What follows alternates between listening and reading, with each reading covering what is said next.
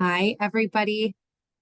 Welcome. We are just letting people continue to join.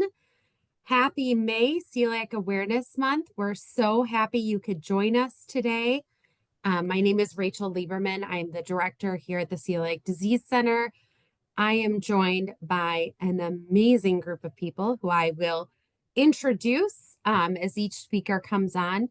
But I want to thank Lindsay Yackel, who is our educational coordinator, for putting this together, and Dr. Ritu Verma, who is our medical director of the Celiac Disease Center, who will be here as well, helping us run the evening. We have a jam-packed night with a lot of information, all things travel. I want to let everyone know that tonight's session will be recorded, and we will send out that recording to everyone in the coming days after today. And we will have a Q&A. So at the bottom of your screen, there's a Q&A function. Feel free to put in questions for our speakers. We will have a panel discussion at the end of everyone's talks, and we will try to get to as many questions as possible. But I want to be as quick as possible with my introductions because we have so many phenomenal speakers joining us tonight. So without further ado, I would love to introduce our first speaker, who is Jen Fitzpatrick. Jen of the Nomad Fits is a celiac advocate. She is a coach, a blogger. She's been traveling with celiac disease since 2009, has so much expertise to lend, and Jen is going to be talking to us all about air travel. So without further ado, I would love to turn it over to Jen, who is going to be our first speaker of the night. Thank you, Rachel. Thank you, Lindsay. And thank you to all of you for joining. It's an honor to be here to share this talk with Air Travel about you. Give me just a moment to share my screen, and then I will get started. Make sure I do this correctly so that everybody can see it. Stand by. And you know what? I think I'm going to do it this way so that it's not going to give me any trouble. And okay, let's try it. Thanks for your patience. Canva likes to be a little difficult to me sometimes. Okay, here we go. And I'll go over here and minimize myself. And we're gonna go like this. And there we go, full screen. Okay, can somebody let me know? You're good. Looks great. Amazing. Thank you so much. Okay, so I'm so excited to be here. Thank you so much for spending this evening with us. I'm going to talk to you a little bit about flying with celiac disease. These are my top strategies for safe and successful gluten-free flights. And for starters, I know I was the brief introduction. My name is Jen. I'm the Nomadic Fits on Instagram, celiac coach and blogger. I help you speak up for yourself so you have more freedom with celiac disease. I was diagnosed back in 2009. Since that time, I've been to more than 25 countries across 5 continents with celiac. I've backpacked long-term, lived abroad. I also speak Spanish, and I'm an active traveler. So without further ado, let's get into it. So number one strategy is going to be to pack food. And I'm sure you see it all of the time. Pack snacks, bring snacks, snacks, snacks, snacks, snacks, snacks. And while I agree, I do think that there's more to this than just bringing snacks, especially when it comes to air travel, where things can change at a moment's notice, right? Flights can get delayed, flights can get canceled. Maybe you've gotten stuck in an airport and you know how stressful that can be. So my top suggestion to prevent anger and stress is to pack a meal, because you can find snacks almost anywhere, but finding a safe meal, especially in an airport, is a lot more challenging. And as a reminder, you can bring most foods through security and on airplanes. Liquids are trickier. There will be more restrictions with liquids. And of course, if you're traveling out of the country, you'll want to double check as to for what is allowed and not allowed into the country. This often goes with like fresh produce, fruits and vegetables and meats and things like that. But you can bring food. Like, don't let someone tell you, no, you can't bring food, because you can. And one way to also help with this, if you're a little bit nervous, I know that my fellow panelist, Erin Smith, who's awesome and is going to talk to you more about travel later on, she always recommends bringing a doctor's note. And I think that's a wonderful idea. If that's going to give you more peace of mind, you can also present that at security to show them like, no, this is for a medical need. And this is why I'm bringing this food. I've never had an issue with it, but if you want that as a good backup, it's a good little security blanket to have with you just in case. Some other things to consider bringing while flying: reusable water bottles so you don't get dehydrated, a small set of utensils, or maybe a bento box, reusable container to store food in. You do want to avoid foil or anything that's going to conceal what is inside for security reasons, because that could pose problems. So just make sure whatever you're packing your food is clear so that security can see that. So that's just a couple of things about packing food. Now, if you're wondering like, okay, well, I know I can bring snacks, but what meals can I actually bring with me? Here are a couple of ideas that I like to bring.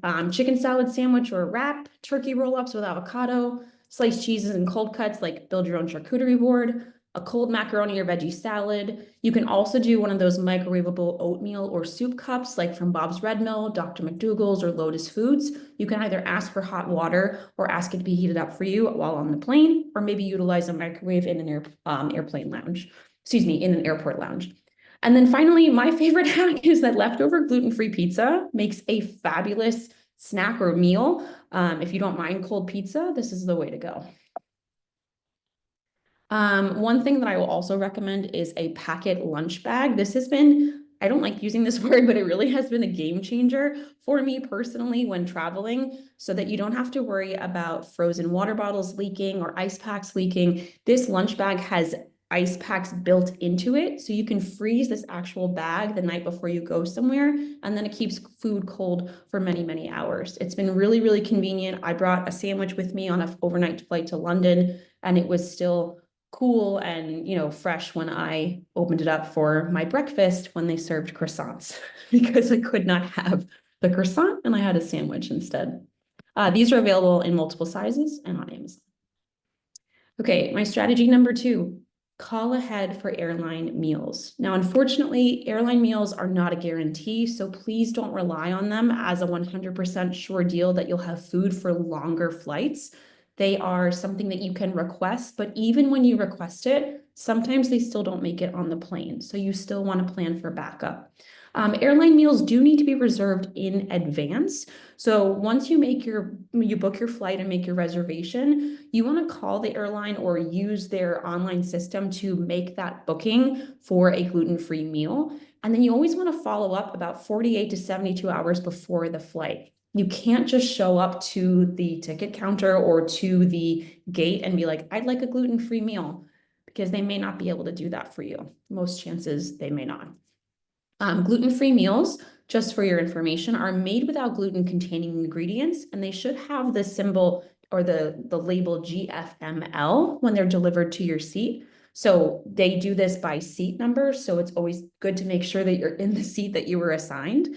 And then anything that looks sketchy, like double check or don't eat it. Like, use your best judgment. If you're not comfortable eating something, you of course don't have to. And finally, the risk of cross contact with airline meals is going to be the same as it would be in a restaurant. So made without gluten containing ingredients. But then if you have further questions or you're concerned, I would follow up with the airline directly.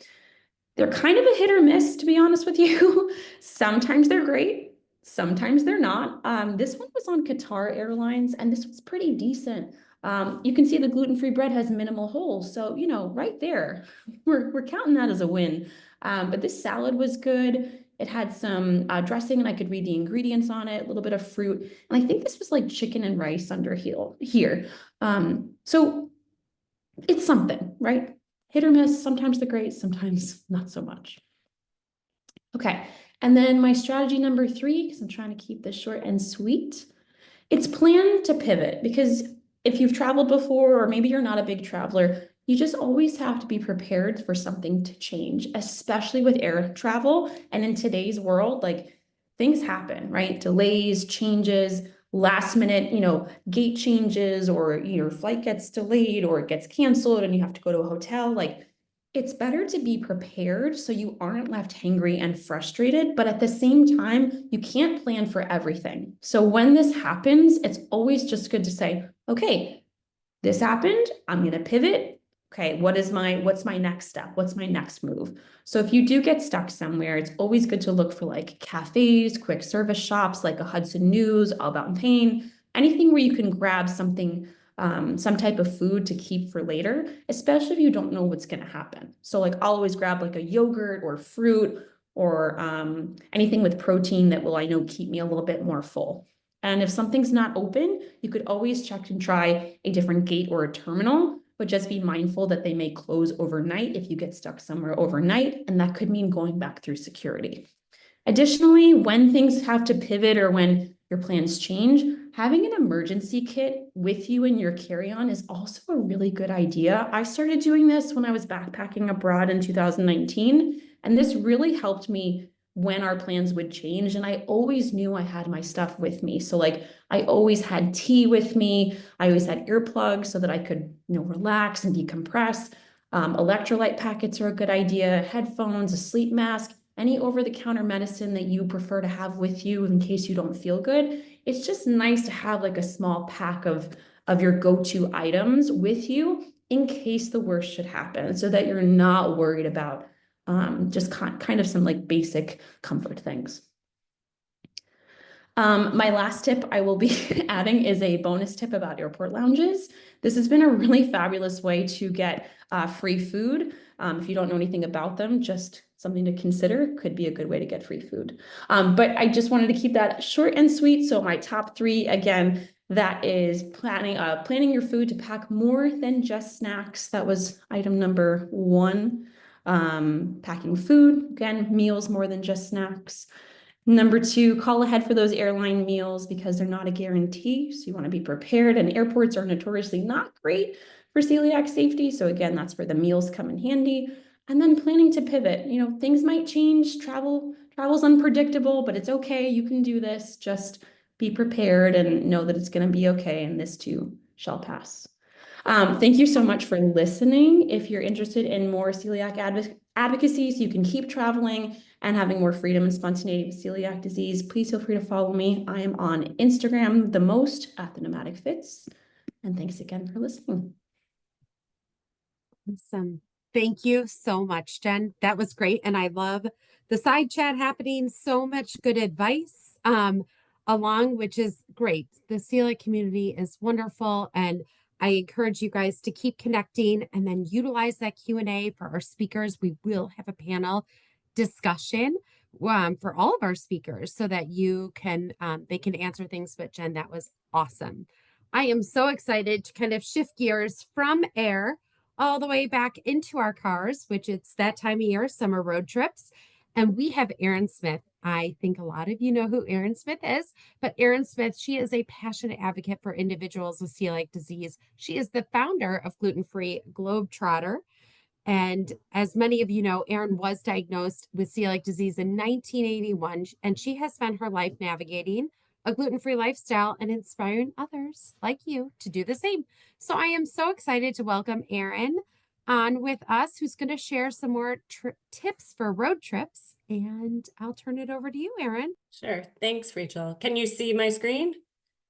Everybody see it, hopefully? Yes, yes. Okay, perfect. Thank you. Well, thank you so much, Rachel and Lindsay and Dr. Verma, for inviting me. I've been involved with the U Chicago group before, so it's nice to be back. And yeah, so thanks, Jen, for the air tips. I'm going to take it now to celiac road trip. I was introduced earlier, but this is, let's see, this is kind of what I'd like to cover today. And we're going to dive into it because we do have a short amount of time. But this is me. This is around when I was diagnosed many, many moons ago. In addition to celiac, I have a shellfish and kiwi allergy. I also have an oat intolerance. I started Gluten-Free Globetrotter in 2011, basically to share my passion for travel with others in the world. And I think I'm qualified for this road trip because I've driven cross country twice. I moved from New York City to California, then I moved back. And then last summer I moved to Canada, and I had many, many trips up here over the past year from New York. So we had a lot of hours on the road. And, you know, since I was diagnosed so early in life, all of my travel has been totally gluten-free.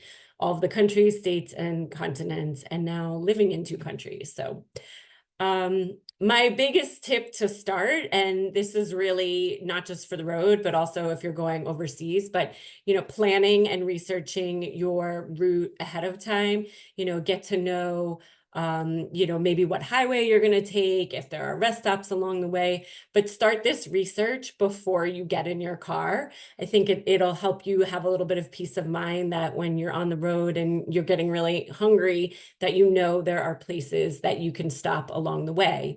Another thing is connecting with locals. When I was driving from New York to California the first time, I basically went on Instagram and started finding people along the way, looking for recommendations, looking for local favorites, and really getting tips from celiac locals. I do this no matter where I'm going in the world, but especially when I'm traveling, you know, by car, by plane or train. I read blogs, you know, everybody on here. I'm fanning a fangirl over every single person that's on this panel tonight, but really, I think it's the travel blogs, the travel Instagram accounts that really can give you great tips about cities. I guarantee there's someone who has been where you are going in this world that also has to eat gluten-free. And then using apps, you know, there's a lot of apps out there. And I like to read reviews on the apps. I will say, be careful because the apps could be outdated. I know when my mom and I were driving cross country back to New York, we went to a place in Minnesota, and, you know, they had a gluten-free fryer, but it was not shellfish free, and I have a shellfish allergy. So, you know, you read the apps, you could do all the research in the world, but really when you get to your destination to eat, you need to speak up as well. Again, for researching, I use Google Maps. I know a few people on here use it as well. I save places into the map. It's free.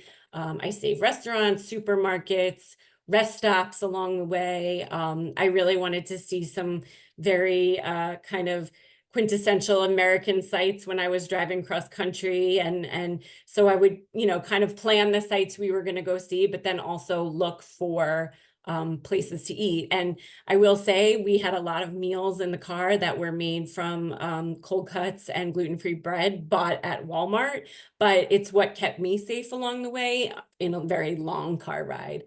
Another tip I would like to point out, and I say this a lot to people traveling to New York, where I'm from, but don't assume that all chain restaurants are the same. Sometimes chain restaurants are franchised, so they might have different protocols in the kitchen.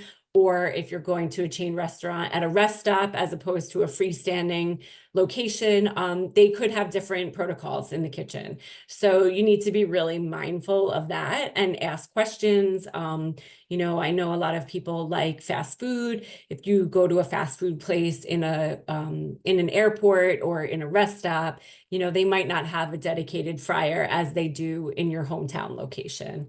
And then calling ahead, you know, I think this is something I do no matter where I'm living. I live in Montreal now. I was living in New York before, but, you know, just making sure that places are open before you take that detour off the highway. And then, you know, I say this in all of my talks. You've probably heard this if you heard me speak before, but, you know, remember that there's not one tool that works, there's a toolbox. So you have this celiac toolbox when traveling. You know, don't rely on just one tool. There might be great reviews on one site and not so great reviews on another. So kind of use everything that's you know that you have available to yourself when you're traveling to help you kind of do your research. And then this is an example of a map. I actually was in Quebec City a few weeks ago. It's about 3 hours outside of Montreal.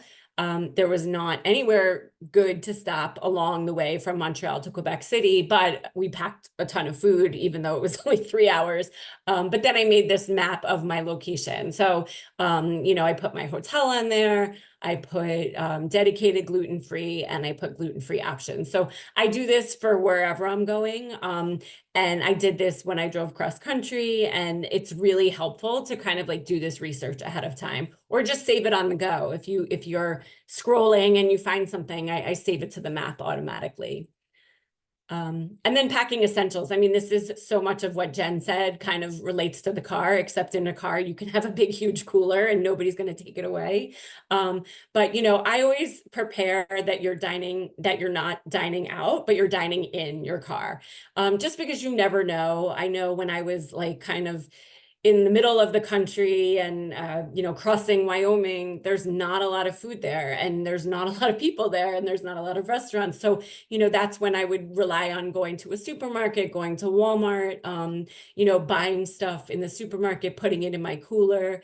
And just packing more than you need, because you never know when the next stop is for you to get something safe to eat. And to be honest, rest stops are not the best place for gluten-free options. It's kind of like airports. It's hit or miss. But you know, I will say that like packing sandwiches, fruits and veggies, I love Jen's idea of like a charcuterie board. You know, I think that's, you need more than just snacks, although I know everybody just wants to eat snacks when you're on a trip. But really, remember, there are supermarkets everywhere in this country, in all countries. So if you are taking a road trip, you know, stock up when you find a place and keep it in your cooler along the way. And then this, I actually, I put a QR code here because I did blog about this before, but I like to say bring your own kitchen. So if you're going to have access and you're in a car, you might want to pack a small crate with kitchen items. So you can pack small toaster, a hot plate, a portable, you know, oven. I follow a few people who work in the airline industry, and they even will bring like a small little waffle maker with them in their carry-on bag. I think that's a great idea, and you have a lot more flexibility when you're in the car.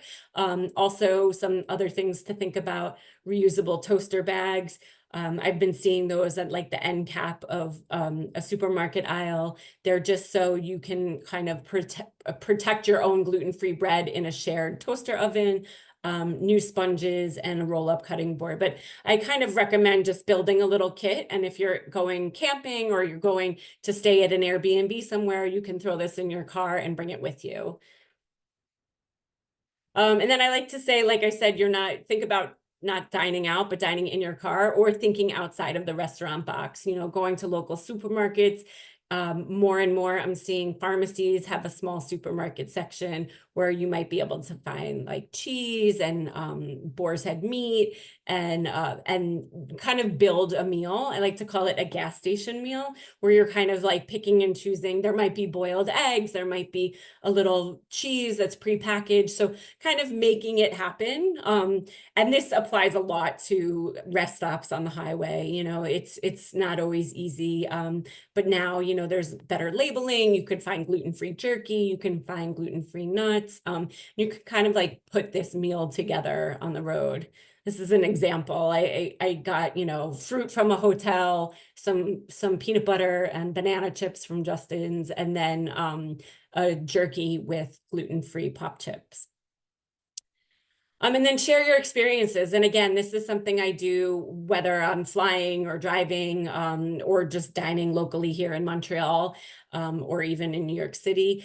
Post your reviews, you know, share your reviews with others, websites you've been to. If you're using something like TripAdvisor, you can leave comments there. I'm seeing more kind of like mainstream travel websites now have a lot more recommendations for specialty diets. So you know, I suggest that you leave your review as well if you had a good experience or if you had a bad experience.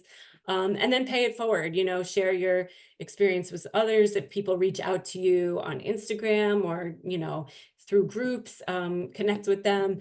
And then I put this group here. I know many of your names from this group. This is a travel group I started many years ago. It's huge now. It's, I think, more than 40,000 people, but this is a wonderful resource. And all the time I'm learning something about where to eat, or, you know, new countries that I never considered before. So I encourage you to join this.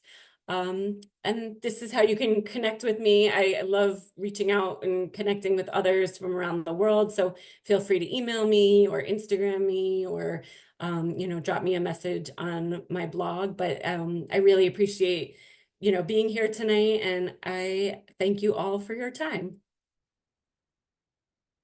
Thank you so much, Erin. That was awesome. And I see the chat just like blinking up. So we have a lot to get to in a little while, but I really so we've gone from air travel to car travel, and now we're going to actually talk about hotels and short-term rentals. And I'm so excited to welcome Sarah Welch. Sarah is from Celiac. Sarah Explores. She is passionate about traveling with celiac disease. And that is a common theme I think you'll see with all of our speakers is the passion about travel. She has traveled to over 30 countries since her diagnosis just 3 years ago. And her mission is to inspire and empower people to confidently explore the world, no matter what your dietary restrictions. So I'm really excited to welcome Sarah on to right now. Let's talk about hotels and Airbnbs. Thank you so much. I am having a technical difficulty with my presentation, Lindsay. Okay, let me get it pulled up. Give me just a minute.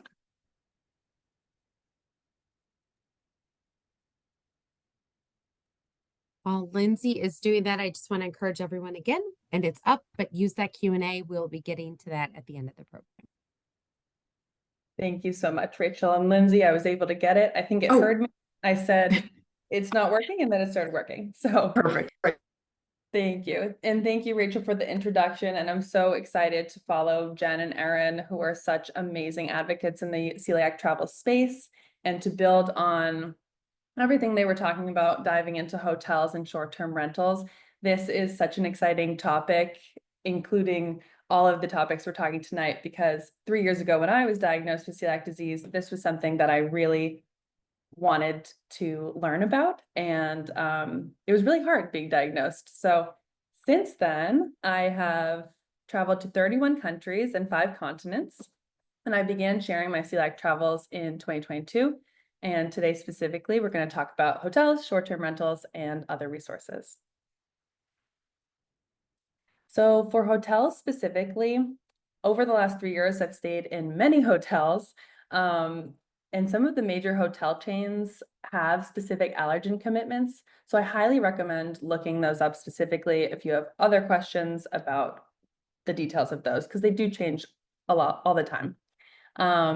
These hotels include Hyatt, Marriott, Hilton, Fairmont, and Four Seasons. And then other things that you might want to look for are staying in an apartment style hotel that might have a kitchenette or something that's helpful when you're traveling with celiac. So specifically, some key amenities that you might want to look for that I definitely do is in-room refrigerators and microwaves, suite style rooms with kitchenettes, and then room service with gluten-free options. I've had these amenities at all different kinds of hotels. And I love having the refrigerator and the microwaves for more of that meal that Jen was talking about. I always pack my snacks, but to have a meal, to have a yogurt in the fridge, I always have an emergency yogurt, is really helpful when you need something more hearty. And an important note is that some hotels have included breakfast and they have restaurants attached to the hotel. So I am always very cautious at buffets due to cross contact. I have seen time and time again, someone use the spoon or the utensils to grab the pancakes, and then they grab the eggs that are supposed to be gluten-free, and the pancakes contain gluten. So then there's risk for cross contact that I'm personally not comfortable with. So just as a rule, I always ask for freshly prepared food from the kitchen. I have had great experiences every time I ask for it. It's not always the same. Sometimes it takes longer. Usually I just ask the host when I check in. I either talk to the wait staff, a manager, or the chef will even come out. So it just depends. You always have to be your best advocate with that. And then always pack shelf stable snacks. I always have bars in my pocket just in case. And then my go-to foods at these breakfast buffets could be whole fresh fruits that I do ask for from the back, and then individually packaged foods. I was just at a hotel in Florida and they had individual yogurt cups. So that was great because I didn't have to talk to anyone to advocate, but I just knew I could have that gluten-free yogurt. And then any other single serve condiment containers. And then sometimes they have packaged hard-boiled eggs. And so here's 3 specific examples of places that I've been in the past couple of years where they've had breakfast included and there's been a gluten-free section in the buffet. So in Manchester, United Kingdom, I stayed at a Hilton at the airport hotel, and I was so surprised to see they had a bunch of Shar gluten-free products. They had a separate toaster for gluten-free bread that they had right there. That was amazing. At the Four Seasons in Sydney, they had a separate section at the end of the buffet table with a bunch of different gluten-free products, including the gluten-free toaster. And then recently, I was in Stockholm a couple weeks ago, and they had a separate allergy station away from everything else, which I love. And I did use that gluten-free toaster. They had a bunch of other products, and they had lactose-free options too. So there were other allergy options. I am just gluten-free, but something to note. And with something to note with all of these, I love the gluten-free stations, but I do always request eggs or some type of protein that's more filling with the chef as well. And that's it for hotels. So that brings us into the short-term rentals, which I probably stay at the majority of the time, just because the advantages are amazing. So having access to a fully equipped kitchen is great because you can have complete control over your food preparation. There's potential cost savings on meals when you don't have to eat out every meal. And honestly, for me, it gets exhausting sometimes with traveling so much and having to do that self-advocacy, which is so important. It just is a lot. So to be able to just cook at home and feel safe is great, and the ability to shop at local markets. Some types of rentals that are most suitable for any dietary needs are apartments with full kitchens, vacation homes, extended stay options. Personally, I've stayed at Airbnbs, Verbos, and apartment rentals. Just like with hotels, there's a variety of options that you can be looking for. There's boutique hotels, there's chains, there's everything in between, and that goes for the same with any short-term rentals as well. And I just wanted to provide 3 photos of different kitchens that I've stayed at around the world. So in Koh Samui, Thailand, we had a great kitchen with a microwave and a stove. In Copenhagen, great kitchen, and in Playa del Carmen, Mexico, great kitchen. So all across the world, you can stay at different places and be able to eat celiac safe. And I do have to make some notes about the kitchen, and I was so happy to hear Erin talking about this as well. So it's going to be a little bit similar and overlap, but some high-risk areas in a kitchen, more specifically, could be toasters, cutting boards, grills, griddles, waffle irons, wooden spoons or spatulas, non-stick pans with scratches, dish sponges or cloths, anything that might not be clean to the fullest and might still have gluten from the guests that were there before. Not everyone is gluten-free, and that's okay. And so you just want to make sure the high-risk areas, you're making sure you're not having any cross-contact or any gluten exposure there. There's some items and tools that you can bring to help with this. I used to do this a lot more, and I still carry some things with me, including a portable toaster bag, a silicone mat for any shared cooking surfaces, collapsible containers for any leftovers, cleaning supplies for kitchen. I usually always buy a fresh sponge, plastic cutting board, any utensils, a backpack cooler. Jen had a great link to a backpack cooler or just a cooler, and tin foil. I always buy tin foil because you can just cook right on top of that. And I always look for places with a dishwasher. My favorite item to have in a short-term rental, because even though I probably still wash all the dishes that I'm going to use with soap and a clean sponge, it's so reassuring to know that the dishes that are there are going to be safe. Well, not going to be safe, not a guarantee ever. But it's nice to know that the dishwasher is there to clean anything there. And a note just on the non-stick pans with scratches. I have had before, I've reached out to the Airbnb beforehand, just asking if they could send a picture of their pans. I started doing this after I had a not great situation in North Carolina. The pan was just scratched. It was just an old pan. And the hosts were actually wonderful, and they got us a new one in the meantime. But yeah, you can always advocate for yourself.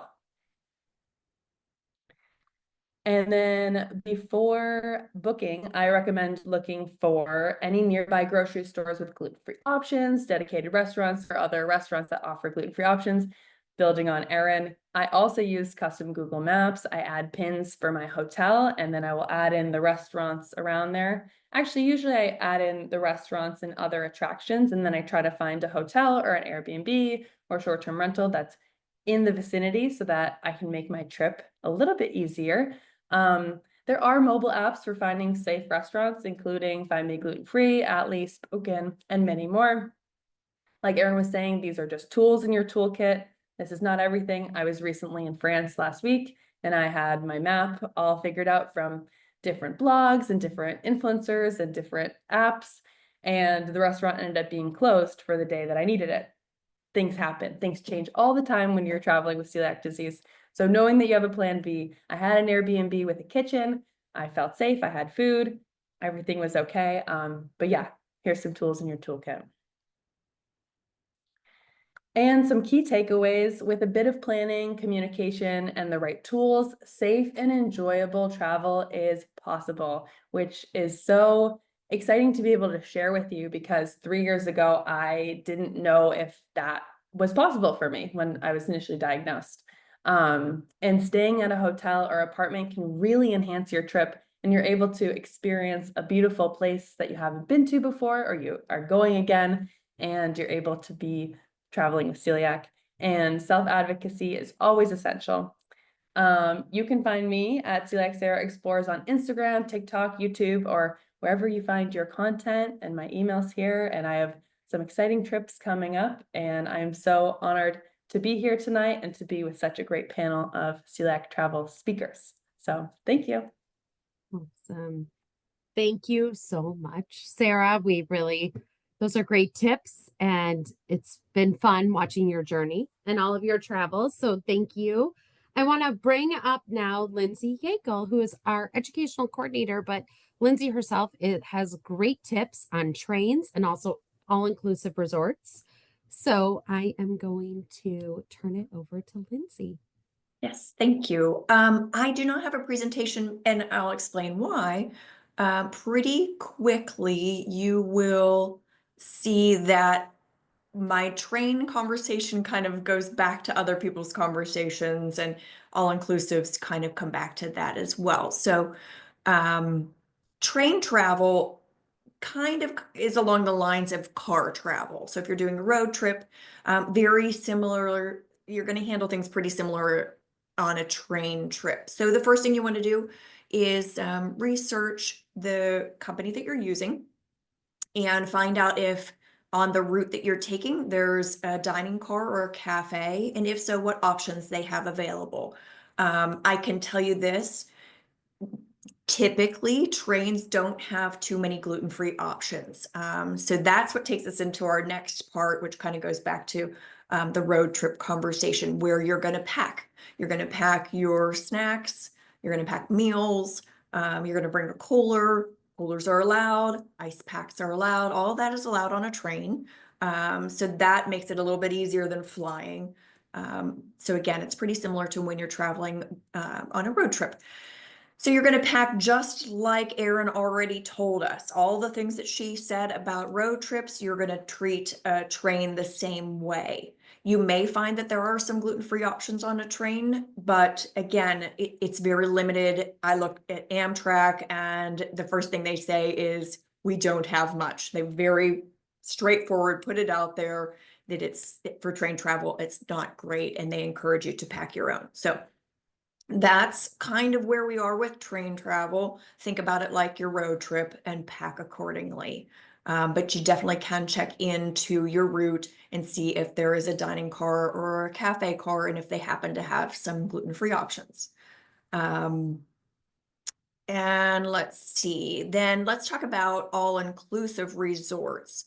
This is going to be, again, it's going to be a situation where you want to reach out to that resort. You want to talk to them before you get there. You want to ask them questions about if they have gluten-free offerings, what their policies are. things like that, very similar to how you would handle a restaurant. If you're going to go to a restaurant, oftentimes, you're going to call in advance, you're going to ask them some questions, and you're going to investigate and dig into what their policies and procedures are as far as how they're handling gluten-free. If they handle gluten-free, I can tell you one nice thing is nowadays, all-inclusive resorts do offer typically a lot of gluten-free options. So that's really good to know.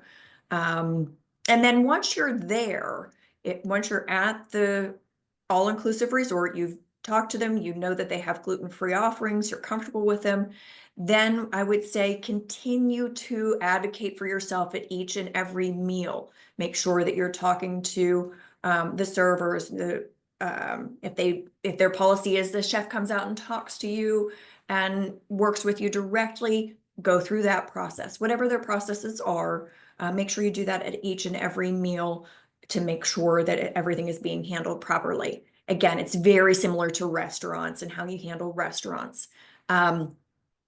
Oftentimes, all-inclusive resorts offer buffet style. That's a potential for cross contact, as you all know. So you may need to talk to somebody about that and find out what their policy is on how they're going to feed you safely in a buffet style restaurant. They likely have policies in place, or they may say eat at one of our other restaurants and avoid the buffet style ones. And then just like we already talked about with our other presenters, you are probably, even if you're at an all-inclusive resort, you're probably going to want to take a few snacks just in case late night, you need a snack, and whatever they offer late night is not going to be gluten-free, whatever. Pack a few snacks for while you're there for some off hours and things like that, where you may have a little bit of trouble getting some gluten-free things. And that's really it as far as train travel and all-inclusive resorts. They sort of go along with other things that we've talked about and how you handle restaurants in your day-to-day life and things like that. So anyhow, Rachel? Okay. Oops, sorry. Thank you, Lindsay. I appreciate it. We are moving right along, and I know the Celiac cruises have been such the rage these last few years. It's been amazing to watch the growth and excitement about them. And so I am so excited to welcome Maureen. And Maureen, I don't want to say your Bayse. Wait. Hey, Bayse, all good. Bayse. I'm so sorry. And Maureen, as many of you guys might know, she is the founder of the Celiac Cruise, and not just a founder of that, she's a mom whose journey with her family celiac disease diagnosis inspired her to create this safe gluten-free cruise experience. And it's amazing. I can't wait for you guys to hear more about it. But this is not just obviously for her family, the inspiration, it's for everyone with celiac and the gluten-free community. She's passionate about helping others travel the world. She just got back from France, from Bordeaux. So we're excited to welcome you, Maureen, and tell us a little bit more about cruise travel. Well, thank you so much for having me. Again, quite an honor to be amongst all of these panelists and all of these amazing people here who have come to listen to me, a mom who, again, just like all of us, was trying to find a safe place to travel. It's funny, I was trying to figure out how I was going to share my story. And given we all know it's Celiac Awareness Month, this popped up today. And of course, me being, I'm going to see why it's saying my screen sharing is paused. Let me try this again. We were just put on a real, if not, I'll share it later if it doesn't seem to work. But again, we had the honor of being on a TV show this morning in Tampa, which ironically is where, I grew up in Florida, which was kind of where the cruise concept, I guess, in my brain started. So let me see if I can pull this up real fast. Share sound. Okay, you all don't need to see that. Let's see. And again, I'll just go to my general presentation and send this and just give you my story. Back to this again. I'm sorry. Hi. Stop sharing this. So, my goodness, Maureen, here we go. Maybe I am too far away from, there, we'll just do it this way. Okay, so Celiac Cruise. Again, the story is based upon me as a mom, Peter here being the child that kind of inspired this entire concept for me many, many years ago. You know, Peter was diagnosed with celiac disease very quickly in the beginning, said to me, we were actually on a cruise, and Peter said to me, Mom, I think he was 4 years old, said to me, I want to go home. And what was really astonishing on that trip was Peter ate safely, but really, really struck me as that a 4-year-old child was able to identify very quickly that he felt different. Something was different than our previous travel experiences. And that in itself was something that I really just, it struck me that there had to be an easier way for people to be able to travel. You know, because it wasn't so much about, it was those conversations that we continue to know very well when we go on vacation or go into restaurants. So I thought, wait, what if there was an easier way to figure this out for our journey with Peter and the rest of this community? So essentially, I met Connie Saunders, who is a business partner who has done, you know, travel, large philanthropic stage 4 breast cancer cruises, type things like that. And we put our heads together and said, what if we made cruises gluten-free? So that was the beginning of where this was. It was, you know, the start was Peter, but very quickly on, we realized, one, we had many other family members with celiac disease, which is, you know, very familiar stories to all of you. But, you know, this wasn't just me. This is many of our stories of wanting to be able to have the chance to go on vacation and feel normal again. I think, you know, all of these things that we, you know, we're here talking about what we have to do to prepare and the checklists and things like that. And, you know, we can travel safely, but I wondered, what if there was a way to all of that brain space that is taken up for the preparations? What if we could take that away and go back to focusing on just vacations? So that was in 2018.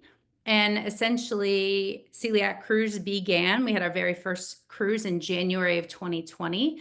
You know, again, being someone whose family has been impacted by this, I was by no means going to put my name on something that I knew was not safe. And I will say we just finished our 20th cruise, which to me is a statement of where we've been and where we've come. But again, just this is as stated, you know, but we take many, many steps to make it safe. So there's some photos here. We partner with the Celiac Disease Foundation to ensure, you know, every box is checked. We do site inspection sailings on all of our ships, inclusive, you know, these Royal Caribbean ships that are very, very big.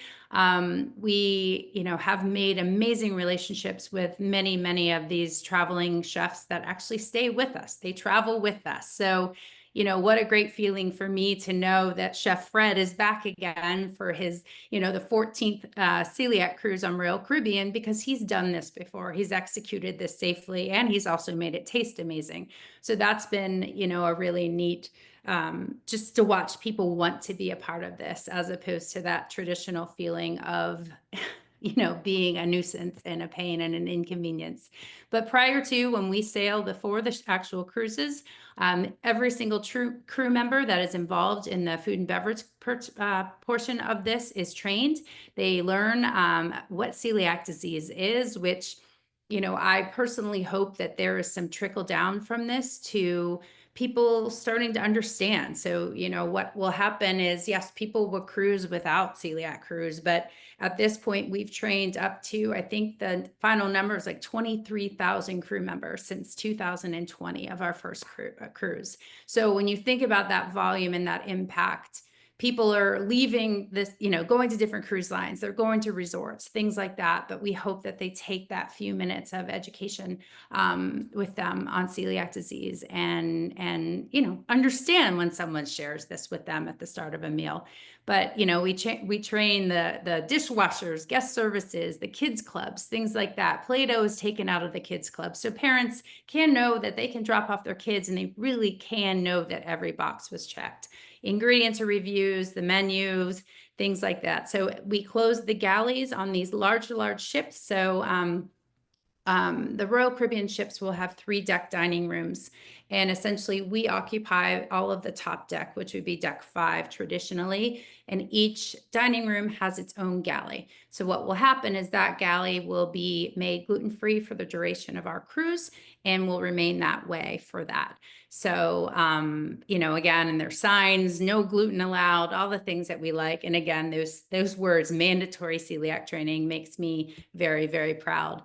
So essentially, as I was saying, the Royal Caribbean ships are large portions of the ship. We have 3 to 4 different dining areas traditionally, but then we also work with a river cruise company called Ama Waterways.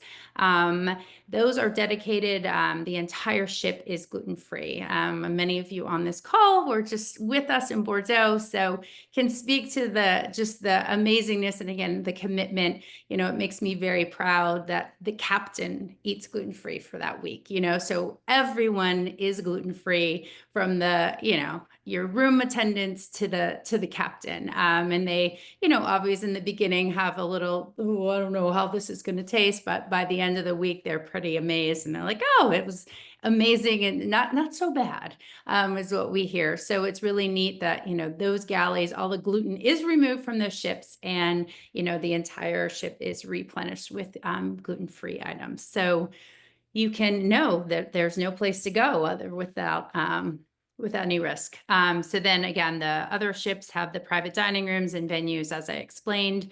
We've realized pretty quickly on in the beginning that yes, it's about the food, but it's so much more than the food. Dr. Verma was talking earlier about, seeing these families connect, seeing, kids meet someone for the very first time who has celiac disease, and to be able to share a plate of French fries with, we don't even have to talk about it, but it's just this invisible knowledge of knowing that you and I are alike.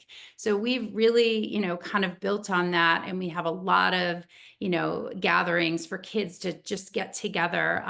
We do some really fun stuff, scavenger hunts, trivia, things like that. But then there's also gatherings for adults. We'll do coffees and conversation on board, happy hours, things like that.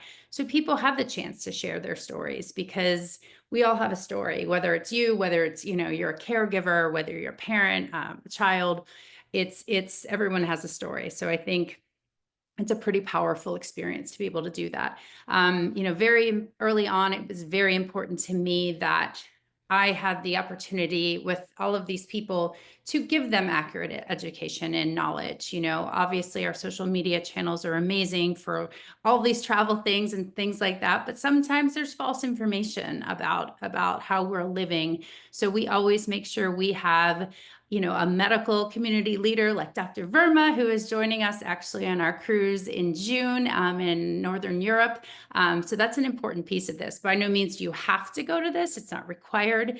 But I always feel like if people could leave these cruises with a little better education of this disease we're dealing with, then, it's a small thing that we can contribute. We have philanthropic events on board because we have a Cruising for a Cause program that we have raised thousands and thousands of dollars collectively with many different hospital facilities to feed families who can't afford the gluten-free diet. So lots of fun while you're also helping families on board. So, there's one thing, something struck me this past week, because can you cruise? Of course you can cruise. You can cruise without having to cruise on, with us. But someone said to me last week, and it just really was like a summary of what this is about. We're not just eating to live on these vacations. You're actually going back to that feeling of living to eat. So it's not just getting by with, okay, breakfast was safe, lunch was safe. You have food again, the food that you look forward to. You know, I mean, nothing brings me better joy than watching these kids line up for our late night snacks, waiting for the donuts or the donut bar, the crepe bar, or the churros. You know, it's all of those things that I think in our minds used to feel like vacation, and giving people back that chance to do that. So, you know, our 2025 sailings, most of them are sold out. We do have 2 left that are still available. The Symphony of the Seas is leaving from New Jersey in July. So that's one Royal Caribbean ship. And then the next one we have availability is the Holiday Markets in December, which is again that river cruise company. And we are just growing and growing and growing, mainly because of all of you who have sailed with us and shared, you know, your experiences with us. And again, given me this passion and zest to just keep on kicking down doors and, you know, opening new opportunities for our community to, again, be able to be given that chance just to be on vacation and feel normal again. I mean, if that's what I can contribute by, you know, pushing my way around these galleys, then I feel like I've done something for not only my family, but for all of you. So we've got a lot of very, very important people who have been a part of this from the beginning, and I don't think that's coincidental. Many of you are here on this panel who have just believed in me and this entire concept. So a big thank you to all of you for that. So yes, that's where to find us is here. So please feel free to ask me questions, email me, info@celiaccruise.com, because I know trusting is hard and I want to be able to give you those answers so you can feel confident coming and joining us. Thank you so much, Maureen. I just want to remind everyone, this is being recorded. We will be sharing this recording and information with everyone after this. And Lindsay, thinking off the top of my head, I think we should include everybody's handles as well in that follow-up email so that people know how to follow everyone. But this was awesome information. Thank you. And no matter where you're traveling, our next speaker is useful. What he has created is useful anywhere around the world. I am so excited to welcome Kyle Dine on with us. Kyle Dine is the founder and CEO of Equal Eats. It is a company that provides professionally translated dietary cards in over 50 languages. I know in the chat, a lot of you are talking about not just celiac disease, but other things.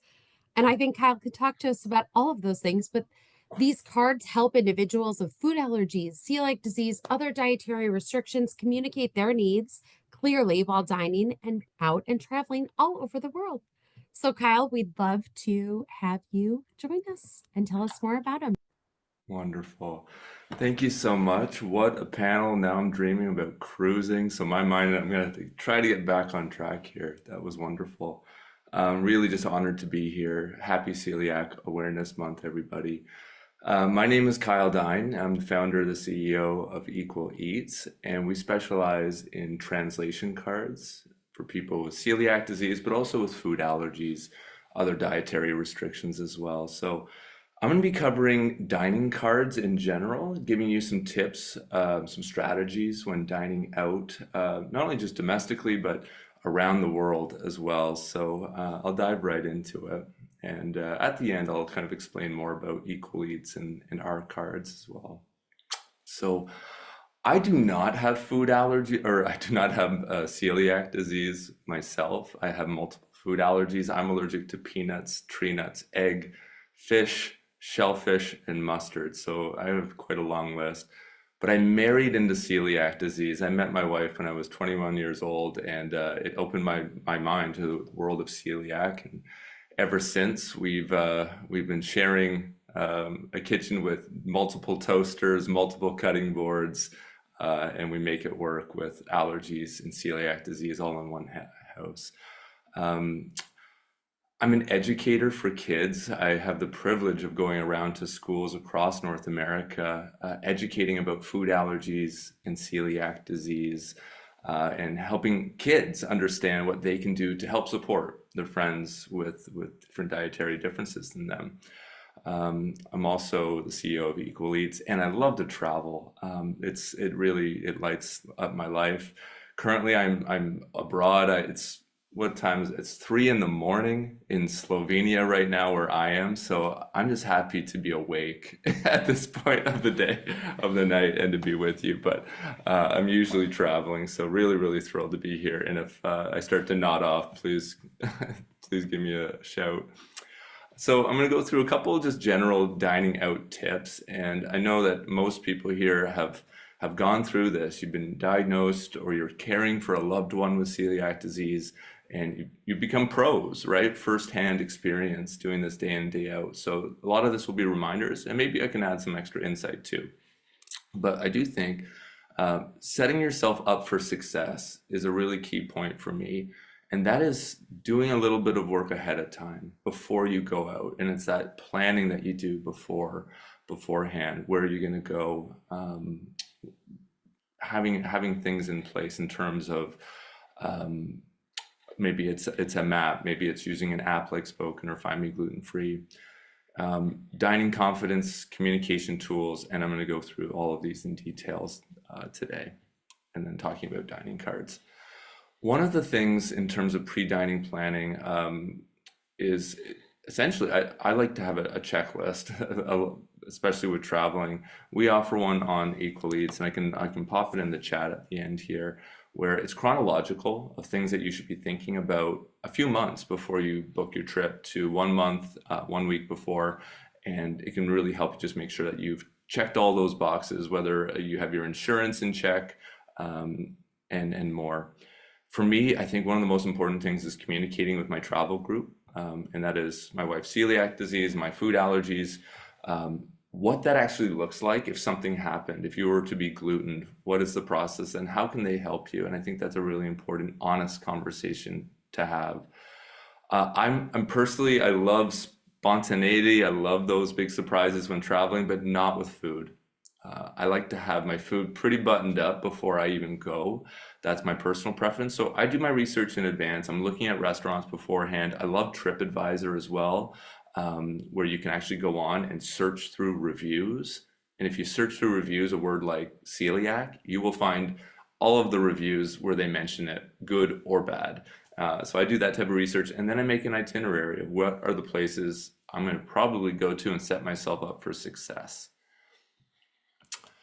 I think dining confidence is really important. I'm an 80s baby, and growing up with all these allergies, I had so many eyes rolling at me at restaurants and pushback.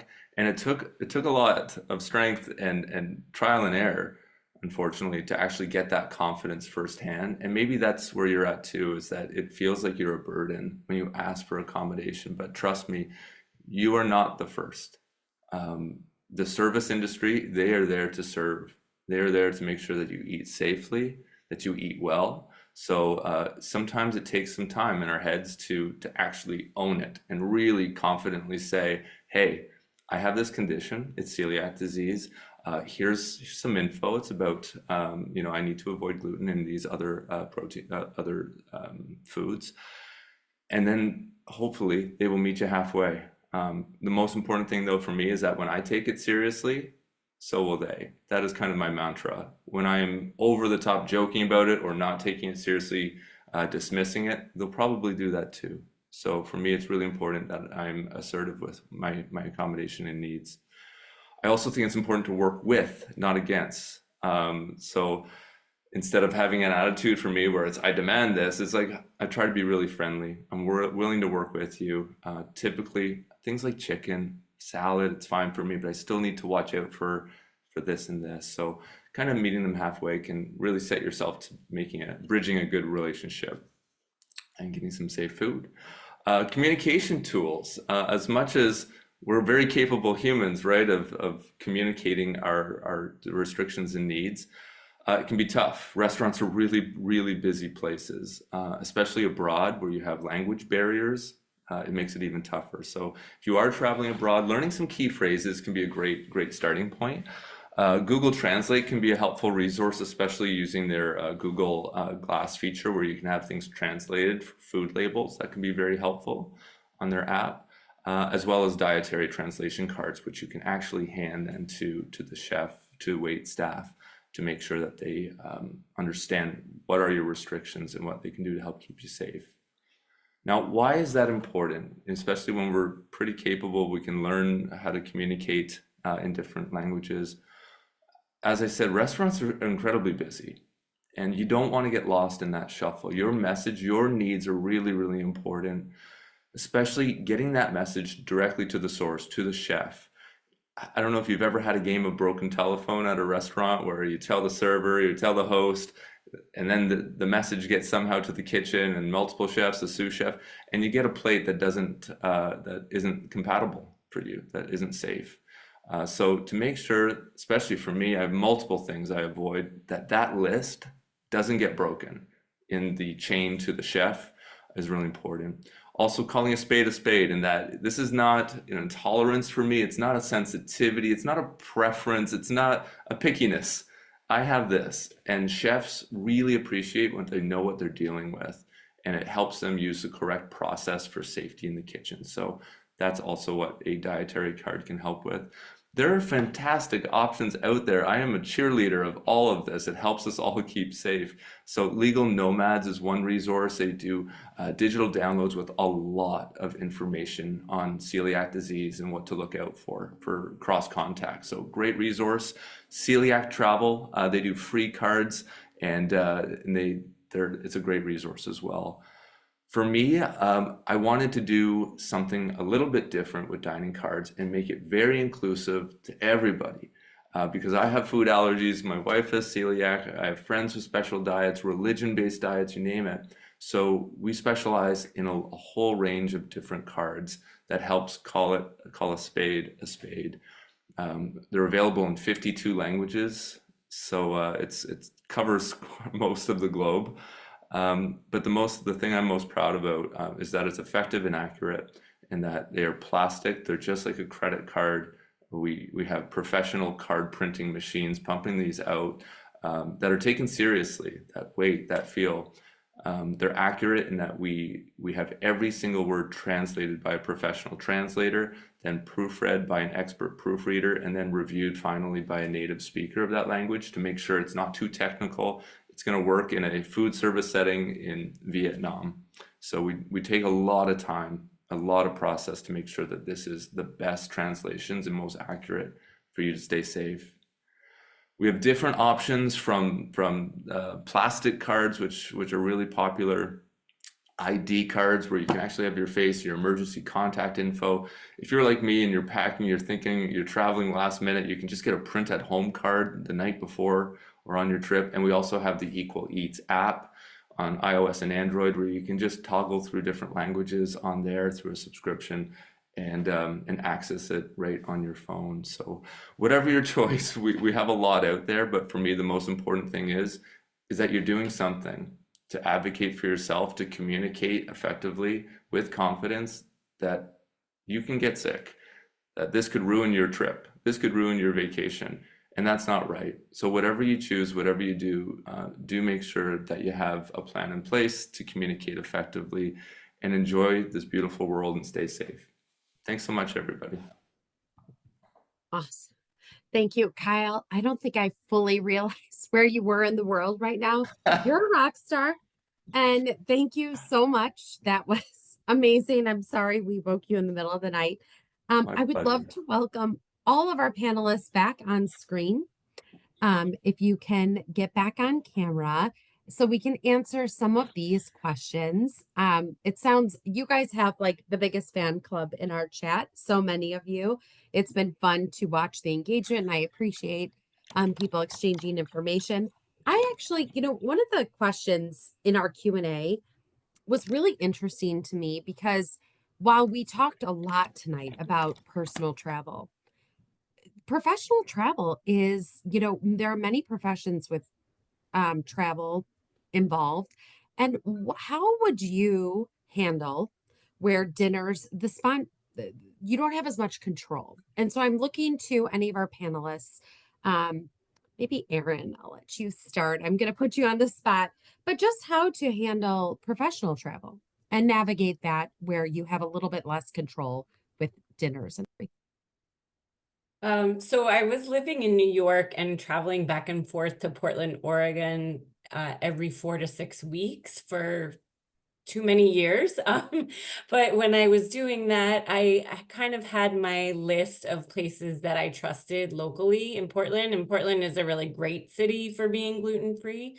But you know, when we had team luncheons or they were catering, I spoke up. I was lucky to be in a company in Portland because people were really aware out there, and there were a lot of options. So it's not always that easy. I, you know, had another job where I was traveling overseas a lot and I had to go to Singapore. So what I actually did was I knew at the conference itself, I would not be able to eat anything. I just assumed, and I was right. But I had written to the Hilton that I was staying in Singapore and asked for the food and beverage manager, and he helped me. So I always like try to contact hotels ahead of time. And especially for conferences, I've had some really sad meals where it's like collard greens and an apple and like that's it. But I've also had good meals, but I try to call ahead. And I did see that question in the chat, and I understand like it's you might be embarrassed. You might, you know, it's nerve-wracking. You're with colleagues, you're far from home, you don't want to get sick. But I think, as Kyle said, and pretty much everyone said on this panel, like being your own advocate and really trying to do the best you can. It doesn't always work that way. Another thing that I've been kind of, I haven't done it recently because now I work from home, but I recommend ordering food. You can get food, you know, DoorDash to your hotel. So if you are in an all-day conference and you know there's nothing for you to eat, order food and get it sent to the front desk and then go pick it up and bring that with you to your conference. That's a great. I love that idea, actually. That's a great idea. Does anyone, before I move on to another question, does anyone have anything else to lend from our panelists on this question? I think you have to be your own advocate. No one is going to speak up for you. So if you are having, let's say, companies having a dinner or something, giving them ideas. So I think if you just say I'm gluten-free, then that freaks everyone out. But if you send in and say, I have a food concern, allergy, disease, whatever you want to call it, and I think there are people who have gluten-free options, and then like Kyle, who has 10 other things that are an allergy as well. And so I think giving suggestions that these are the restaurants in the area, you've done your homework, you're telling them to do that and have them then order from there. And I think the majority of professional people will do that. But if we just expect to tell somebody, I need this, get it for me, that's not going to happen. Or even if it happens, you are going to be questioning it yourself. So give a list, send out a list and tell them these are the restaurants and please order from there. And this way, you know, they might prompt somebody to actually ask everyone else coming for that meal if anyone else has any food preferences or anything like that. And I think it makes it much nicer and it just nudges someone to ask that question. But I think a lot of times now people are asking those questions. But if they're not, I would just do that.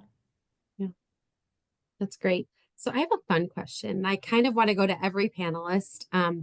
What is the most celiac friendly place you have visited? And would you go that you're dying to go back? So Jen, I'm going to ask if you can start one of your favorite places you've traveled to. I think every panelist on this in this session already knows what I'm going to say. It's Italy.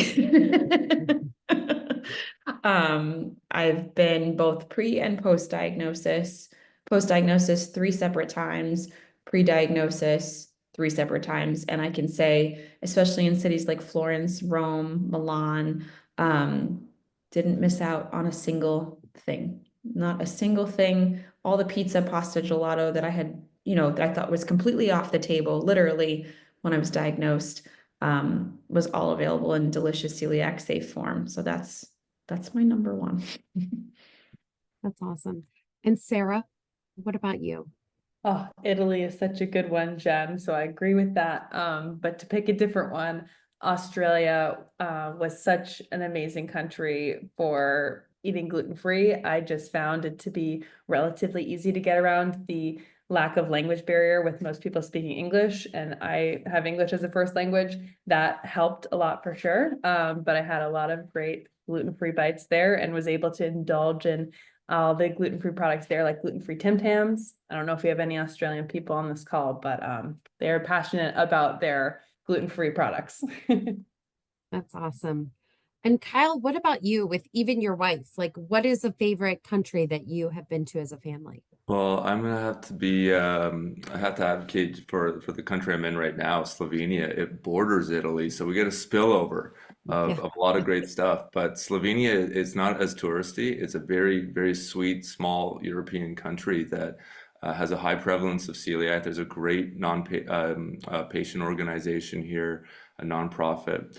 And you name it, from gluten-free pizzerias to sweet shops to bakeries, it's got it all. So the other thing I really like about Balkan food, Slovenian cuisine, is that it's quite basic and that it's a lot of meat and potatoes and vegetables, and which for me, I avoid sauces and spices. So overall, I find it very friendly for dietary restrictions here, and it's beautiful.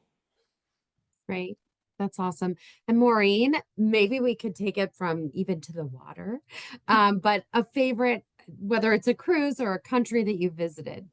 Well, I will say, I mean, we were just in Paris, and I think, I found Paris to be very, very doable. You have to, sometimes, you're jumping in taxis or Ubers or whatever, but in terms of like the pastries and the croissants and the magic that we're all looking for, I mean, definitely, I would say that was a highlight and a very easy place to, we always do pre or posts in different with the river cruises and AMA waterways. It's a big piece of what they do, but Paris has always been great. But yes. We also do Disney. Like, I mean, I have found Disney as, I've promised my kids, because they will say, Mom, another cruise. And I'm like, you can't say that out loud, children. So where are we going to go? And we still, even though they're kind of getting a little older, Disney is a place that we have found very accessible and, lots of good options, adult food and kid food, and for everybody. So That's awesome. And Erin, close it out. Do you have a favorite country or place I you do visited? give another vote for Italy. I had very happy tears sitting outside of the Vatican drinking wine and eating breadsticks. And I'm like, how is this possible? I do want to give a shout out to Canada, where I currently live. I'm pleasantly surprised here. There is a lot of awareness. And here in Montreal, I have not one, but 5 bakeries where I can buy a croissant, which is dreamy, and they are delicious. So I've been really surprised here. There's just way more awareness than I expected. And even with the language barrier, in some parts of Quebec that I don't speak the language, I have Kyle's card in one hand and, Google Translate in the other. But I'm really pleasantly surprised here in Canada. But yeah, for sure, Italy, hands down, was a dream trip. Great. I I don't wanna- actually, Yeah, go oh, ahead. sorry, Rachel. I was just going to say 2 things. One is I'm going to add to the list Portugal. I was in Portugal and they did a lovely job of having lots of options for me. So that was really great. But I want to put a different spin on this, and I want all of you to tell me what location you have found the most complicated, perhaps, to maintain the gluten-free diet. And Sarah, do you want to start us off? I can start us off. Tricky question, and again, all this is generalization and off of my personal experience. Traveling to South Korea specifically comes top of mind. I've been to different countries in Asia, including Thailand, Vietnam, Singapore, Japan, and all of those are different countries and propose their different circumstances. But generally, they were a bit more difficult due to just the language barrier. Again, English is my first language. I don't speak many other languages. And the lack of knowledge and accessibility of that was probably the hardest aspect. In Korea specifically, there just wasn't a lot of awareness. And I did have my Equal Eats translation card in Korean, so that was fabulous. And I was traveling with a friend who spoke Korean, so that was a bit easier. But soy sauce normally contains wheat, and that's just used prevalently. Again, generalization, but that's hard to avoid cross contact. So in South Korea for 7 days, I mostly ate Korean barbecue, which is delicious. But after 4 or 5 days of just eating meat, I was feeling it. So yeah, that's my answer. Thank you. Erin, what about you? I actually, I'm gonna keep it domestic since I drove cross country. It gave me a real appreciation of how hard it is in, South Dakota, Wyoming, kind of places where there's not a lot of people, not a lot of options. And, when I was driving cross country, really had to do a lot of planning. So I think, coming from New York City, always living in a big city, I kind of took that for granted until I drove cross country 2 times. And, in rural New Mexico, it's really hard to find a place. And it kind of made me realize that even we're a huge country, the US is a huge country, but it's not that easy everywhere. So for anyone on this call that's in a rural part of the US, I feel for you. And really, it does take a lot of planning and a lot of long car rides to a very far away Walmart. Thank you. That's true. There are those areas that just don't have a lot of options right here in the United States. Kyle, how about you? Yeah, I would say I spent 3 weeks in China in a smaller town in China, and it was pretty challenging, but I also was very aware ahead of it that it was going to be. So we had a full suitcase of food, and we just got around it. We cooked on our floor of our little room, and we had bought a hot plate when we got there. We made safe gluten-free pasta and rice, and we ate in our hotel every night, but we got to see a really beautiful country, and experience a beautiful culture. So for me, it's never kind of a limit to not going somewhere. It's just finding a way around it, knowing it might be challenging, and then finding solutions. So, but we dined out twice, and it was hard when we dined out. So we were glad we had that suitcase. Yeah, definitely. I appreciate you saying that it's still to experience places and to see the world or even our own country. It's worth it to make some accommodations so that you can do those things. So I think that's the key there. And Jennifer, what about you? Complicated places you've been.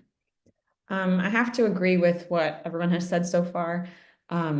Personally, for me, again, generalizing is Asia was more challenging for me personally. Soy sauce, oyster sauce, Sarah mentioned those, cross contact, but I think really that's been my whole attitude about it my entire life is like, where there's a will, there's a way. Just because it's going to be more challenging, or I'm not going to be able to dine out like I would going to like Manhattan and going to New York City. It's the same idea as when I was, traveling through remote areas of Chile and Argentina, or if I'm in a rural town in the USA, like Kyle said, it's just a matter of being flexible and pivoting. Like I mentioned that with air travel, but it's all possible. It's just really a lot of it is how you approach it, your mindset around it, and knowing that it's going to look different, of course, but it's still possible. So I had some challenges in Hong Kong when I was there. Definitely lived off of the Marks and Spencer's pastries for like 5 days. And then in Thailand, also on the island of Koh Lanta, I think I ate the same massaman curry every day for 2 meals a day in the 100-degree heat. By like day 5, as Sarah was mentioning with the Korean barbecue, I was pretty done. But I was like, okay, this is what it's gonna be for now, and that's okay. And then, and then you go somewhere else. But it's a lot of it is, this is what I teach people. A lot of it is your mindset and how you approach it, right? Because travel, like you said, Lindsay, is more than just the food. It's the experience overall. So food is a part of that. And there's more that you're going to see besides just the food. So if you can go into it knowing like, hey, you know what? This might not be the best food situation, but I'm still going to get to travel and go and experience and do things. To me, that's what matters. Yes, agree. Absolutely. Maureen, I think you're the last one for this complicated location question. So these beautiful small little villages that we get to go into along our rivers, Germany, in France, I think it's the culture of, I've actually found myself in a few arguments with some of these tour guides, and some of you are smirking right now. It happened most recently last week of like, oh, if you're going to, one of our tour guides, although they've been told they don't work for us, they're the local cultural guide, it's all right, just try this. It's a lack of fully understanding, and I think that culturally they feel people are coming to visit, they have to have this specific place, this soft pretzel, this or whatever. But again, we do what we can to kind of replicate what is not available possibly in these small little towns in Germany, Austria, France, things like that.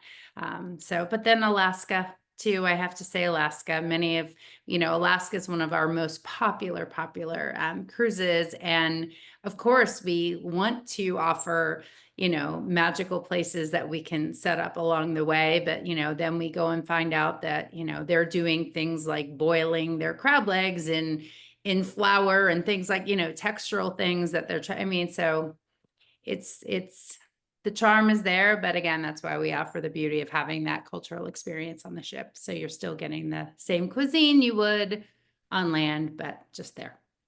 That's Well, great. I want to be thoughtful of time. Our amazing panelists have given like an abundance of time. Maureen and Kyle and Sarah and Lindsay and Jennifer and Erin and Dr. Verma. This has been awesome. Dr. Verma, I love putting you on the spot because you like to put me on the spot sometimes too. I just wanted to offer to you if you had any closing thoughts or questions for our panelists before we wrap up tonight. Closing thoughts. So I think, first of all, thank you so much. I think for everyone tuning in, obviously, as with the number of people who've joined us, all the panelists can feel validated that what they're doing is so important because the celiac community needs you, wants you, and appreciates you. And hence we have had this huge turnout. So I thank you from the bottom of my heart. I have two things to say. One is, there was a question for children, and I'm a pediatric gastroenterologist. So everyone has to remember I'm for the children, not the adults. So from a pediatric standpoint, it's so important to set the stage and the expectations when you take a vacation. I think if we take a vacation telling people that it's going to be the best food on earth and so on, then perhaps you need to think a little bit about what you want to do. But if you say to your children, we're going to go for the experience, we'll find some good food, we'll find some new food, we'll find some food that may not be that good, but we're all going to have a good time and we're going to enjoy and look at new locales and all that thing. Life does not rotate around food. I really think we need to think about it that way, that food is important. We need to have safe food, but I would set the expectations right for your children that this is what we are going to do and this is what we're going to do as a family. And we'll take our suitcases. And I have a story about a suitcase. Another time, Kyle will share suitcase stories. So I think it's important for us to set the expectations. We all need to take a vacation. So for me, even before the Celiac cruise came along, cruising was my way of relaxation and vacation.